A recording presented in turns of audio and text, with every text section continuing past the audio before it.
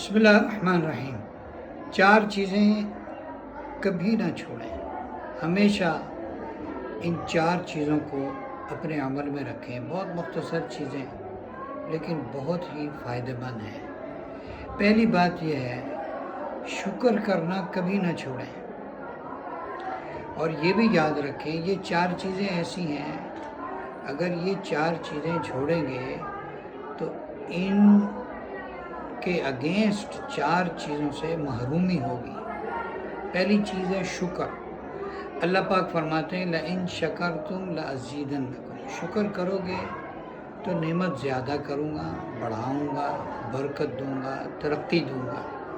اگر شکر کرنا چھوڑیں گے تو ترقی سے، زیادتی سے، برکت سے محروم ہو جائیں گے۔ دوسری بات اللہ تعالیٰ فرماتے ہیں فَاذْكُرُونِي اذکرکم، تم میرا ذکر کرو میں تمہارا ذکر کروں گا، تم مجھے یاد کرو میں تمہیں یاد کروں گا۔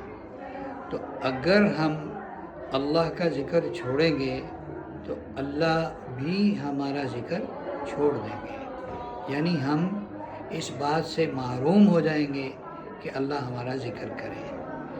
تیسری بات کیا ہے؟ اللہ فرماتے ہیں ادعونی استجب لکم، مجھ سے مانگو میں تمہیں دوں گا، میں تمہاری دعا قبول کروں گا۔ تو جب ہم دعا چھوڑیں گے تو دعا کی قبولیت سے اور اللہ کی عطا سے محروم ہو جائیں گے۔ اور چوتھی آخری چیز کیا ہے؟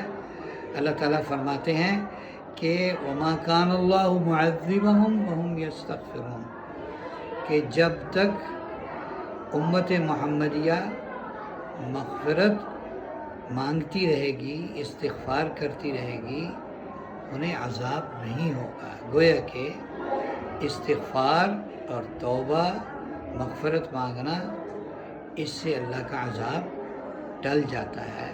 اگر ہم اللہ سے استغفار چھوڑ دیں گے، مغفرت مانگنا چھوڑ دیں گے تو نجات سے محروم ہو جائیں گے۔